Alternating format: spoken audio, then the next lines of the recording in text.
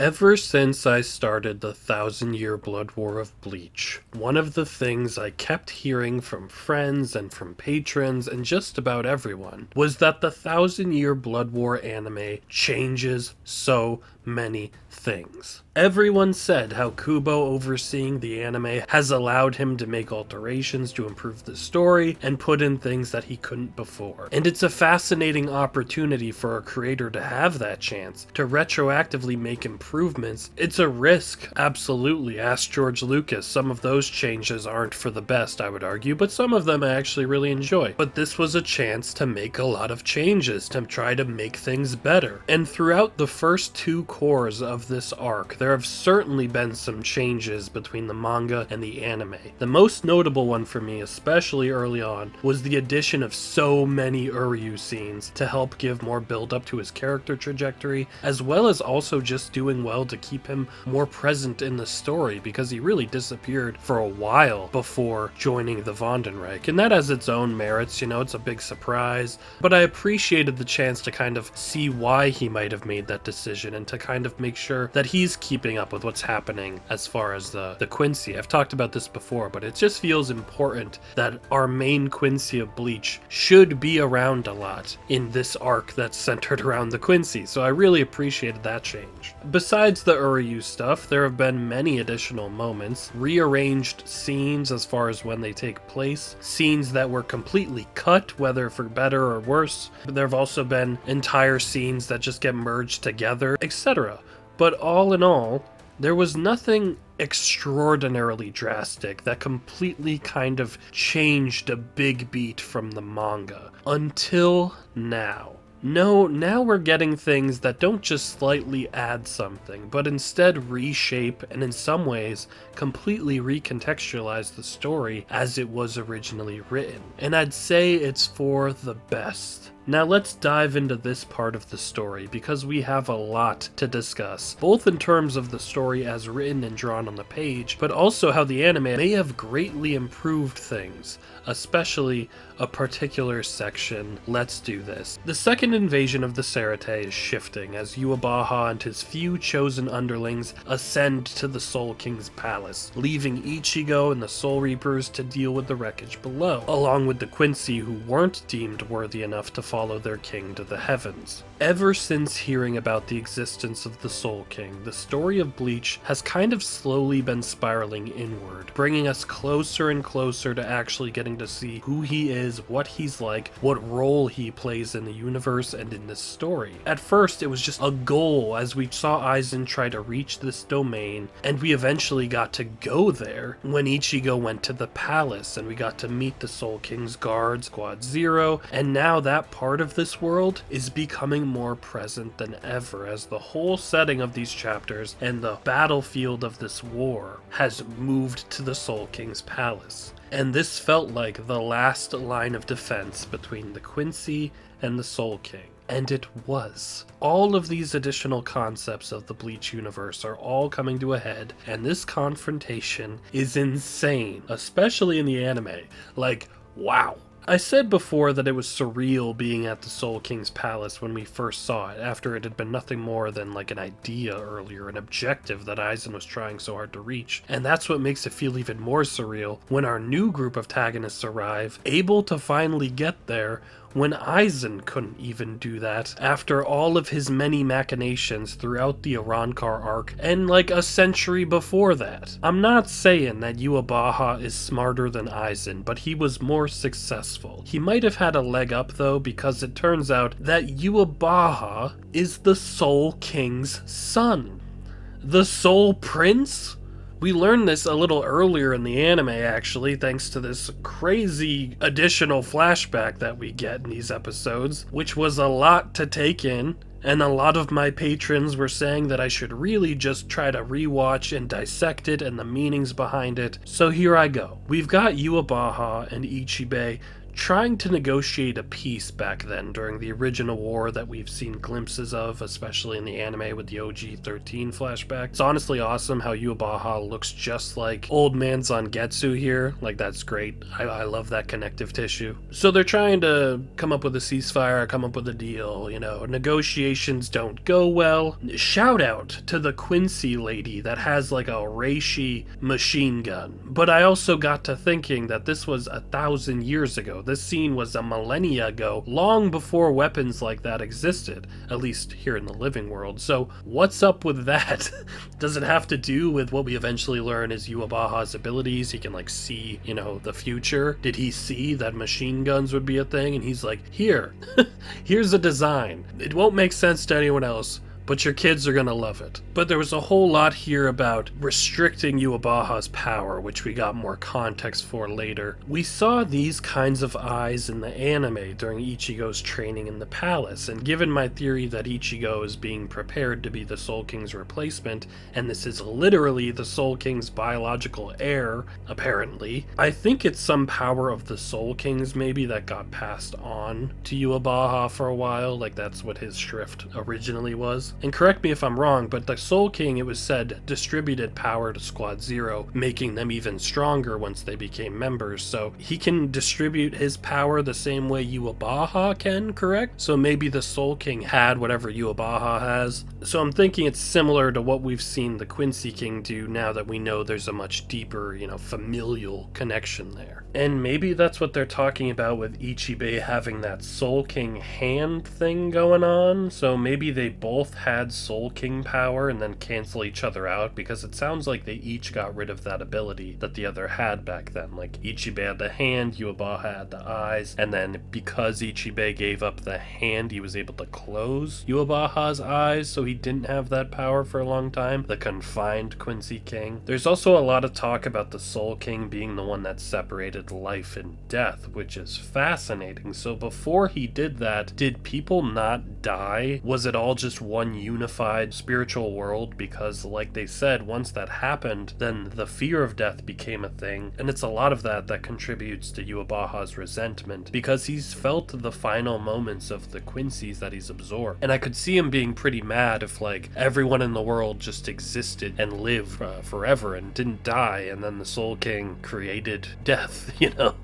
created that separation. I could see you being kind of mad about that. It's all just really fascinating, especially that it sounds like the Soul King might have been an unwilling participant in becoming what he is and being like trapped in that crystal, because from the looks of it, and these are like brief quick little flashes, Ichibe might have played a role in forcing him into that role. That's unnerving to think about. More on Ichibe being a little bit scary later. It was a lot to try to take in, and I tried to kind of understand exactly what they were talking about, and I think I've got the gist of it, but it was quite the conversation, and I'm sure there's plenty that I didn't fully understand that I'll look back on and see the context of more clearly later. But yeah, for now, that's kind of what I gleaned from this anime edition. It's crazy that this was all just added, and we didn't see any of this in the manga, but I'll be saying that a lot throughout this video, so yeah. Back to the present. We have Yuabaha ready to march to his father, but standing in his way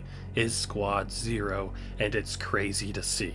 Squad Zero and the Sternritters of the Vondenreich are a testament to Kubo still being able to introduce interesting new characters so far into the story. He's always been good at creating groups. He continues to, even though we're like 600 chapters into Bleach and we're getting towards the end. He still did a great job of this. Like the amount of wonderful designs, personalities, interesting skill sets, it's all impressive, and it's even more impressive that he makes us care about the combatants, since I didn't even know most of them 100 chapters ago. Some of them I just met far more recently than that. For the Quincy, Yuabaha brought his own royal guard for this section of the fight. I had gotten glimpses of 3 of the 4 of them thanks to the anime, since they were included in the assembly scene, but otherwise, this would be the first time seeing them. But there was one that I've already seen quite a few times, and that's Askin Naklavar, who it turns out was allowed to ascend while the rest of the regular Sternritter are still down below, which I thought was really interesting. Naklavar did mention before that he wondered if he would be chosen,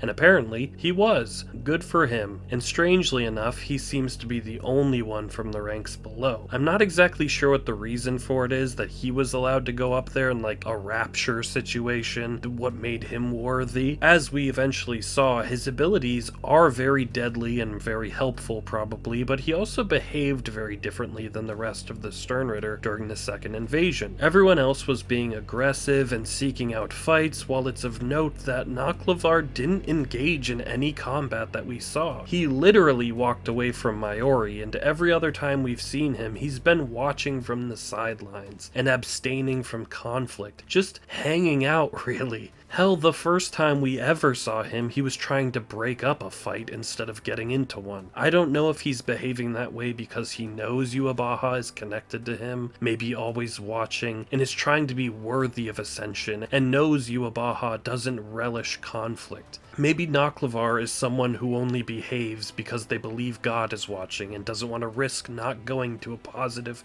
afterlife or something. Because once the fighting gets going, he doesn't really seem like a conscientious objector. Now that he's been chosen, I don't know if he cares about avoiding unnecessary conflict as much. But I love his personality. He seems laid back, but not to the extent of like Stark, I don't think, but kind of bringing a similar vibe, if that makes sense. Also, the guy straight up looks like Aizen's sibling or something. I know we already saw an Aizen lookalike early in this arc, but this resemblance is pretty close too. Staying on Naklavar for a second, we already knew that his letter was D, and Will of D jokes aside, I originally guessed that it stood for the darkness, because I thought he put up like a black hole that one time, but looking back now, it's more likely it was some kind of poison, because the D really stands for the death dealing. So it's double D really, and it's an ability that lets him, let me see if I got this right.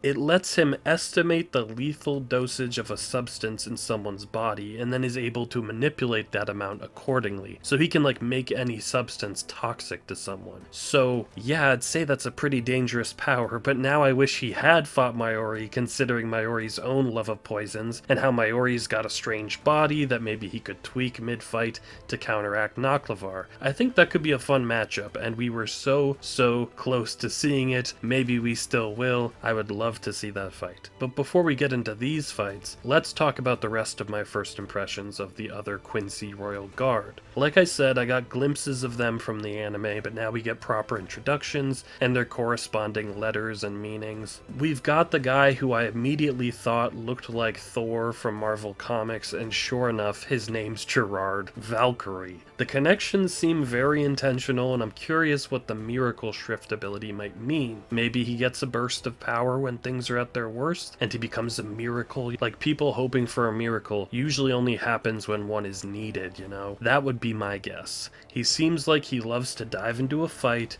and I love his look, but I'm also a big Thor fan, so that's not really surprising. I'm straight up biased, really. There's also Pernita. I thought he looked like a Jawa, and I still think that. He's small, he's got a hooded cloak on that shrouds his glowing eyes. You know, a Jawa.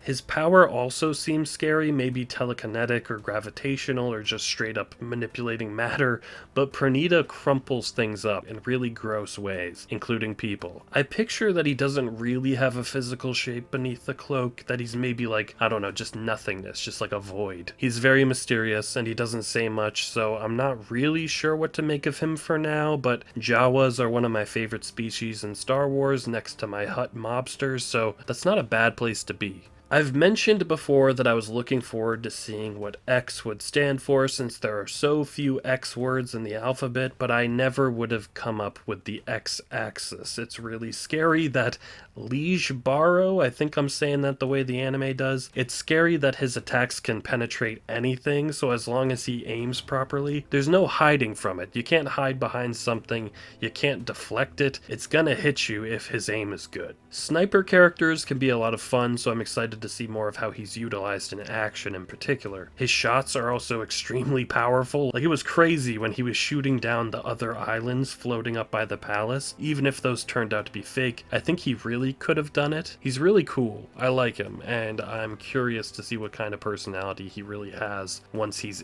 really given a showcase. I also loved that the anime editions let Uryu and Haschwald get in on some of the fighting because they kind of just stood in the background for a good chunk of the manga. They weren't really given any focus, so you assume they're just standing there watching the fight. So again, the anime just keeps lending Uryu some needed screen time and presence, and I appreciate it. So that's who Squad Zero is up against, and even after being hyped up so much since they were introduced, Squad Zero didn't disappoint. I was pretty blown away by a lot of their powers at the start of the fight. They were introduced as the Soul King's personal guard, so powerful that their squad only had 5 members, but we haven't had the chance to really see them fight. They've been mentors and not much else, but now they have to actually get into it. We know that they felt no obligation to go down and defend the Cerate, so the only way this was ever going to happen is if the palace itself was threatened, and now that that's happened, it's great to see them really care about their duty to defend it. I love that we're getting an opportunity to actually see them take this seriously and try to help, so good stuff.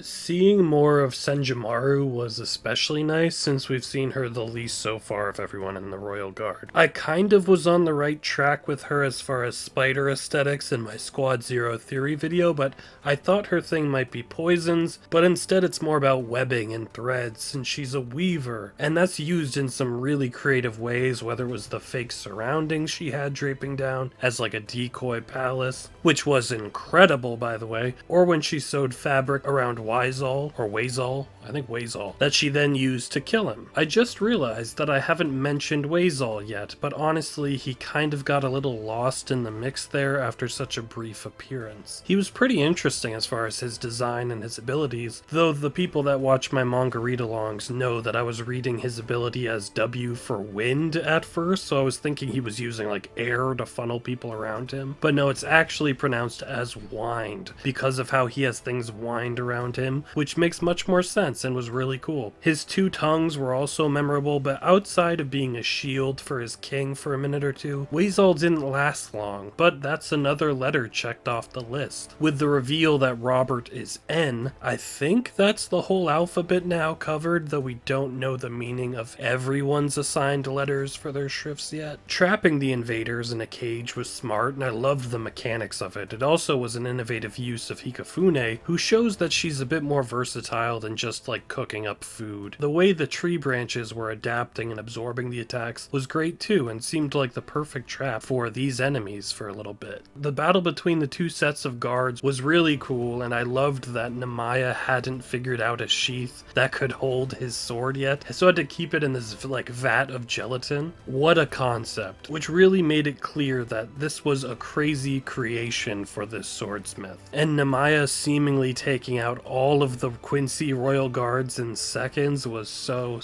badass, even if it didn't stick. He's just such a fun character because he's such a showman, but so deadly too. So his moment of cutting himself open and bleeding himself dry to try to get the, the lethal dosage out of himself was also really wild and really smart, and I liked that a lot. But I also loved the use of the healing springs that we learned about before, especially as they pertain to blood transfusions, actually turning out to be extremely helpful and the key to surviving against Naklavar. That was a great payoff for something I wasn't really expecting to see come back into play at all, but it was again another clever way to combat the death-dealing Shrift. The anime in general gave Squad Zero more individual moments in the fight. It saved Korinji from getting beaten up at the beginning and also showed more of him and his Zanpakuto in action. Everyone had extra beats and moments to shine that just reinforced that Squad Zero are the best of the best. This isn't gonna be an easy or quick fight. In the manga, we unfortunately didn't get to see Squad Zero go down. Instead, they're beaten off panel and we just see the aftermath. I thought that was kind of anticlimactic, and honestly, it felt like I missed some pages or something, but apparently it was an even bigger disappointment to the fandom at large for years, since I was told people were calling Squad Zero frauds for years after this. But then the new anime came and helped rectify that, and I have to agree that it really did. I don't think what they show of themselves in the manga was bad per se. There were still some really cool moments there that were originally in the manga, but it just felt like a letdown to not see how they lost. Because if you're going just by the manga, it seems like Squad Zero got beaten outright, and that was that they didn't put up that much of a fight. So the anime's additions were great because not only did we get to see more of them fighting, but we were given a plausible reason for their loss. Most of them took themselves out to allow Senjumaru the space to use her Bankai, since apparently all of them using theirs at once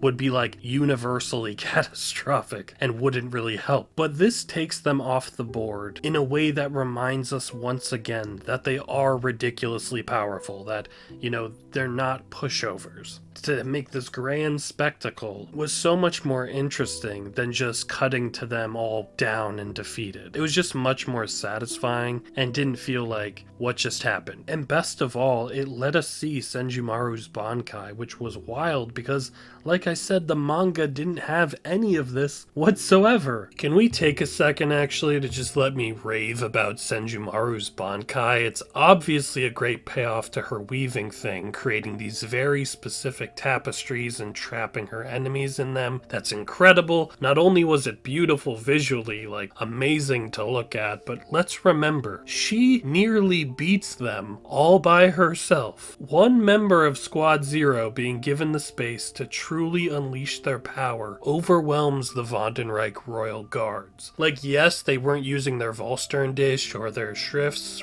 so they could have maybe broken out, but this display was insane. And again, it wasn't in the manga. I know I keep saying that, but there are so many unbelievable moments being added to all of this, and this was one of the best ones we've gotten so far. Like I've talked about, it really helped salvage Squad Zero's ending, or at least this defeat. So yeah, this Bankai was amazing. I loved it. And this is, I think, the second Bankai reveal that the anime has given me so far, after Shinji, but Shinji's Bankai was just kind of thrown at some inconsequential grunts, while Senjumaru did all of this. Oh, and Uryu also was given such a spotlight during this fight as well, and what looks like his own Volstandish, which is crazy, and I hope we see more of it. Once again, Uryu is so much better in the anime. He's been giving so many more moments and character beats and fights.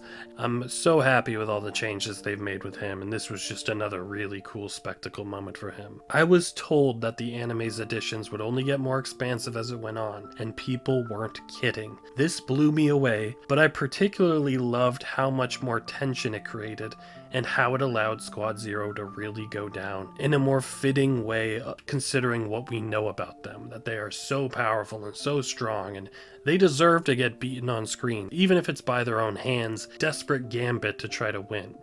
Now, the one Squad Zero member that we still haven't gotten into is the one that I think has been built up the most in my mind, and he didn't disappoint when it came to finally getting to see him throw down. I'm of course talking about Osho, whose real name is Ichibe Yosube, though I apparently need to be careful saying his name. I already had high hopes for him since he carried himself as something of the leader of Squad Zero, and while I'm not sure that's technically the case, he had that air about him ever since the squad first showed up, and his monk appearance gives him a more holy vibe than the rest of them have, like he's closer to the Soul King than the rest, and I think that's honestly the case. That's how it feels. I also was really excited once I realized his primary weapon is a brush. You could do a lot of versatile things with an instrument like that, a tool for creation and bringing ink to life, bringing thoughts into the real tangible world. It reminded me of Bowser Jr. in Super Mario Sunshine, or Conjuro in One Piece, or even that one Pokemon with the brush tails, you know who I mean. That guy. But yes, the visuals as the fight progressed and the ink was utilized in various ways, and it was so cool. I really loved how it became part of the chapter titles and things like that in a very meta way. This was one of those times where I think the visuals of the manga actually outdo even the amazing, incredible animation going on in the anime. It's just his power lends itself to the manga because the ink feels like, you know, it's incorporated on the page in a way where it just feels like he's really interacting with the panels. I just thought that worked really well. And some patrons were telling me that it goes beyond that, and that Ichibe is the kind of scribe of Bleach itself, and that he was the one that blacked out Old Man Zangetsu saying his name way back then, which is crazy to think about, and to ponder the reasons why he would do that. Was it to try to keep Ichigo from going down the Quincy path, or some other motive? I'm not sure, but if that's really the case, that's amazing and weird, and I love it. It's so meta and interesting that he might have been playing a role this whole time. What I really love about Ichibe's characterization, and especially his design, is how seamlessly he shifts from this like jovial, comforting kind of character into this scary, dangerous opponent. It's the expressions and the eyes especially that Kubo uses to really convey how intimidating this man can be. You can feel the threat he poses of everyone, and I mean like every Soul Reaper we've met. He really feels the most ancient to me, the most like some old celestial being that's like seen it all. The power just feels beyond most other characters we've seen, and I love how he talks down to Yuabaha, really reaffirming how powerful he is when he's addressing the big bad like that. If things went a different way, I could have believed that Ichibe is actually the secret final villain of Bleach or something. Hell, maybe he still is. Maybe he's been, the one pulling the strings by drawing everything the whole time. I don't know. Kubo did a great job of really making this character feel a certain way. And I knew this guy was going to be tough when it became clear that he was taking on Yuabaha on his own. That whole fight was wild. The way he launched Yuabaha around, and then Yuabaha shot himself with his own arrows to launch himself back. So fun, so cool. But before we get into that too much, we need to talk about Yuabaha performing the Ausvalen, the same consecration ritual that he used that stripped Ichigo and Ryu's mothers of their Quincy powers 9 years ago. We've heard all about it, now we get to see it in the present. And the manga and the anime really diverge on the presentation of the Ausvalen, and I think both have their merits, honestly. I especially loved the terror that Robert had in the manga as he realized that their king was willingly sacrificing them all just before that happened. But I also appreciate the scale and the grandeur that the anime gave the whole sequence, where it focuses more on the large-scale event and really shows the enormity of it properly, like how many Quincy's are being targeted by their own leader. I just wish they hadn't cut the Robert part or included maybe a slightly altered version of it, but you don't get much better than the stolen power from all of the Quincy's below raining down on the Quincy that are up in the Soul King's palace as Yuabaha transfers the power from his followers down below, the ones who aren't worthy, that weren't chosen, to the ones that matter more to him and to his plans at this juncture. That was just chilling and beautiful, and given how rain is such a big part of Bleach, it felt right. That was an amazing addition just on a visual standpoint, and there's something so haunting about the beauty of this effect since it comes from power they took from their so-called allies. The juxtaposition of the terror below, the absolute horror of betrayal, and then the gentleness of that same power being transferred above when it reached them was great. That Yuabaha completely discards the people below and he bolsters the people above. It's all just who he needs most. But it's a pretty massive betrayal from the perspective of those that didn't ascend with him. From what we've seen, the Vandenreich all view Yuabaha as at least a king, but many revere him like a god. To then have him decide that you are worth sacrificing, that's gotta be a difficult realization to come to. But we do have a few that seem to avoid the Ausvalen, including our zombie girl Gigi, who in typical zombie fashion is not actually dead and still being creepy about Bambi. You got her, you got my girl Lil Toto, Baz B, so I'm hoping, the ones that survived this will be okay. But Robert's in an interesting position because we see him in the manga get like roasted by the Ausvalen, but we don't see that happen, I don't think, in the anime. So as far as the anime canon, is he still out there, or do we just assume that he also got taken out? Back to Ichibe and Yuabaha's fight, this was seriously awesome. I loved the whole concept of Ichibe not only erasing parts of Yuabaha's name and his power, which is crazy to think about, the whole part where he's like, I slashed your arm, so now the word arm only has AR, so it's not even an arm anymore, so you only have half of your arms. It was crazy. You're just kind of deleting reality and rewriting reality, which plays into, what I was talking about, how he might be the actual creator of Bleach. inside this universe, if people are right about him erasing names and being the one that's actually drawing bleach. But another crazy thing was how he could harness the color black in every aspect, like pulling it off of people and using it for his own ends. And if I'm understanding right, this was the first ever Bankai, right? Like, this was the original Bankai. And it was great to try to paint over Yuabaha and essentially rewrite him entirely, trying to make him only as powerful as an ant. That was really badass and scary, and I adored the haunting image of Yuabaha just being completely covered over, but his eye being visible, and that ended up being very important, because Yuabaha's eyes turn out to be the key to his power, kind of like that flashback in the anime was initially showing us. Speaking of which, I like that the anime, a lot of times in these changes, it reveals things a little bit early. Like, it showed this eye thing early, it talked about him being the Soul King's son early, but it still hits with a lot of impact. It's not like those additions negate the reveals later. I think it just honestly adds to it. But yeah, we got a glimpse of these eyes during that meeting scene with Ichibe, and now we get a better understanding of it, because Yuabaha's shrift, which we knew was the letter A, turns out to stand for the Almighty, which was a word I jokingly threw out when I first heard A. Uryu's A is gonna stand for. Or what Yuabaha's A stands for. The Almighty. I don't know. I'm surprised Baz B isn't B. So I was shocked to see it. At the time, I settled on the Awakened as my guess, so it doesn't really count that I guessed it, but I accidentally got very close. That was crazy. That was just universal luck. But the Almighty gives Yuabaha the insane power to see essentially what will be a threat to him. And once he sees it, it can't hurt him. He's got this like precognitive ability. So he's this all-seeing guy that apparently can't be harmed. I don't know how you beat that. I'm really curious how anyone could, because despite all of his godly fourth wall breaking ink splashes, even Ichibe isn't gonna be the one to do it, because he gets torn to pieces. So is there any hope? Of course there is. It's Bleach, which means our boy Ichigo will hopefully find a way. And if he fails, maybe the real Soul King will save the day. But for real, things aren't entirely hopeless yet.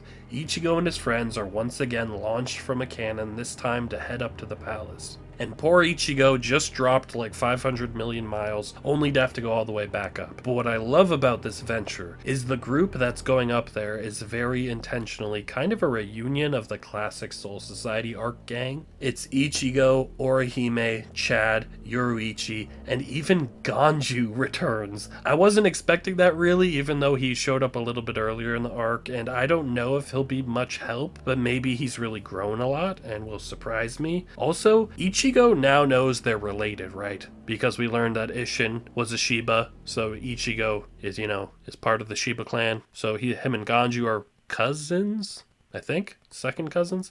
But more importantly, where the hell are my dead Fullbringer boys that you were training, Ganju? Why isn't my cousin Shu here? He's been around since chapter 1 of the series. He should be essential to defeating the final villain. Where is he? That was such a hype moment of setting up a return, and I haven't seen even a glimpse of the Fullbringers since then. So where are they, Ganju? What'd you do with them? But obviously there's an actual big absence in the reunited Ryoka group, because Uryu is now with the enemy, and I loved the moment that the characters took to acknowledge that. It just really emphasizes the sense of betrayal and loss, but also the hope that there might still be a chance to get him back, to talk sense into their friend. It's the perfect emotional thread to carry us forward into whatever fight is coming. When they do arrive, they find that Ichibe isn't quite as dead as he seemed. Hell, he's practically immortal because just saying his name restores his body, but he's severely weakened, and he asks Ichigo to go stop Yuabaha and protect the Soul King. The problem is, our heroes might be too late to do that.